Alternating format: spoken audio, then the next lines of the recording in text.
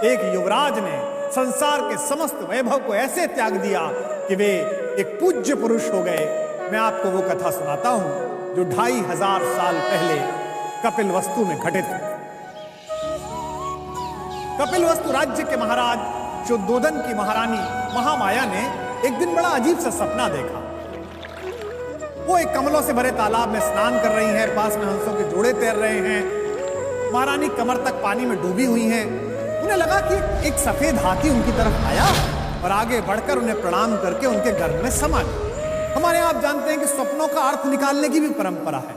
सुबह स्वप्न के विषय में जब उन्होंने महाराज को ये कहानी सुनाई, महाराज शुद्धोदन को, तो उन्होंने उस समय के 4 प्रकांड पंडित ज्योतिषियों को बुलाया और स्वप्न के सार पर चर्चा प्रारंभ हुई। 3 तो बोले कि महाराज तो बहुत ही शुभ है, इंद्र का जो वाहन है वो ऐरावत होता है, और महारानी ने एक सफेद हाथी को देखा तो निश्चित रूप से एक महान युवराज आने वाला है, यही संकेत है। 4था पंडित खामोश था। महाराज ने पूछा, आप क्यों मौन हैं? पंडित जी बोले, जी मेरी बुद्धि के मुताबिक थोड़ा सा स्वप्न अलग है। ये हाथी है सफेद रंग का, आप पिता तो बनेंगे, युवराज आएंगे, लेकिन युवराज सम्राट नहीं होंगे। वो एक ऐसे पथ प्रदर्शक बनेंगे जो अपने श्वेत ज्ञान से पूरे संसार के अंधेरे को दूर कर देंगे। बात आई गई हो गई। कुछ ही दिन बाद महाराज को सचमुच एक बेटे की प्राप्ति हुई। महाराज ने उसका नाम सिद्धार्थ रखा। जब सिद्धार्थ की जन्म कुंडली के लिए ज्योतिषियों को पुनः बुलाया गया, ग्रहों की गणना हुई, तो ज्योतिषी इस निष्कर्ष पर पहुंचे कि महाराज पुत्र तो बहुत यशस्वी होगा, किंतु एक समस्या है, कुंडली में राजयोग नहीं है। ज्योतिषी ने कहा, राजयोग से आगे की चीज है, ये बड़ा होकर राजाओं का राजा यानी कि सन्यासी बने। एक पिता का हृदय कचमचा गया। उन्होंने राज्य के सबसे बड़े ज्योतिषी को बुलाया और पूछा कि समाधान क्या है। ज्योतिषी बोला, महाराज देखिए, जो डेस्टिनी में है, नियति में है, वो तो टाला नहीं जा सकता। बच्चा जीवन के दुख देखने के बाद सन्यास लेगा, ये तय है। तो महाराज ने कहा, ये तो बहुत अच्छा है, इस बच्चे को अपन दुख ही नहीं देखने देंगे। तो महाराज ने व्यवस्था की, इसे किसी प्रकार का दुख ना, हर ऋतु के अनुसार अलग अलग सौंदर्य वाले 4 महल, गर्मी में अलग, जाड़े में अलग, बरसात में अलग, ताकि उसे अच्छा ही अच्छा लगे। राजकुमार बड़ा हुआ, उसका विवाह हुआ। थोड़े दिन बाद सिद्धार्थ को भी पुत्र प्राप्त हो गया है। भोग विलास में रमे हैं सिद्धार्थ, और महाराज शुद्धोदन उनके पिता अब निश्चिंत हो गए कि जीवन में कोई दुख नहीं, बच्चा अपने काम में लगा, अब सब ठीक है। विलास में डूबे युवराज सिद्धार्थ समझते थे कि दुनिया इतनी ही खूबसूरत है, लेकिन नियति अपने रास्ते पर ले जा रही थी। एक दिन वे सुबह ही सुबह अचानक बिना किसी को बताए अपने रथ को लेकर घूमने के लिए चले गए। थोड़ा आगे गए तो एक शव यात्रा जा रही थी, कोई आदमी मर गया। उन्हें समझ में नहीं आया कि लोग इतने विचलित क्यों हैं, रो क्यों रहे हैं। उन्होंने अपने ड्राइवर से पूछा कि भाई ये लोग कौन हैं, इन्हें क्या हो गया है। तो ड्राइवर ने बताया कि साहब ये जो व्यक्ति जा रहा है इसकी मृत्यु हो गई। सिद्धार्थ ने पूछा, मृत्यु? मृत्यु क्या हो गई? ड्राइवर ने कहा, साहब ऐसा ही होता है, बच्चा पैदा होता है, बड़ा होता है, बूढ़ा होता है, एक दिन मर जाता है। सिद्धार्थ को बड़ा आश्चर्य हुआ।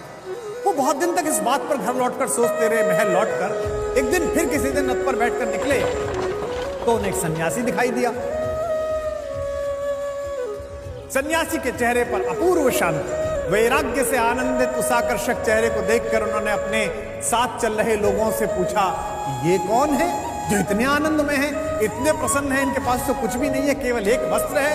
उनके ड्राइवर ने कहा, महाराज ये सन्यासी हैं और जो जीवन का सारा आकर्षण है उससे बहुत दूर निकल आए हैं। भौतिक सुख सुविधा इन्होंने त्याग दी है, क्योंकि इनके पास कुछ भी नहीं है, इसलिए इन्हें खोने का डर नहीं है और इसीलिए प्रसन्न है।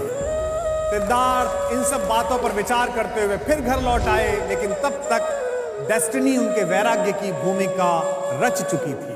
उनका मन जीवन के उद्देश्य के बारे में सोचने लगा, एम ऑफ द लाइफ क्या है। और इस क्रम में उनके मन में एक सवाल उठा।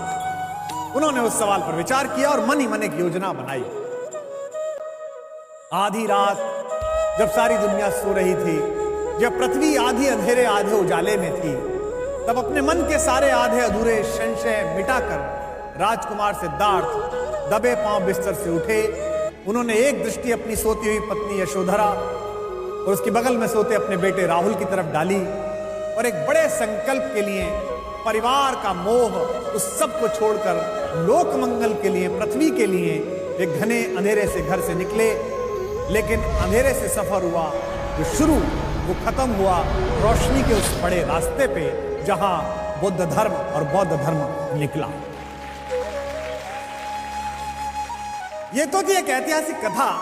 इस कथा का सार क्या है? ये कथा वैराग्य की, त्याग की शक्ति बताती है। ये कथा बताती है कि सच्चा सुख साधनों में नहीं है, बल्कि सच्चा सुख तो साधना में है।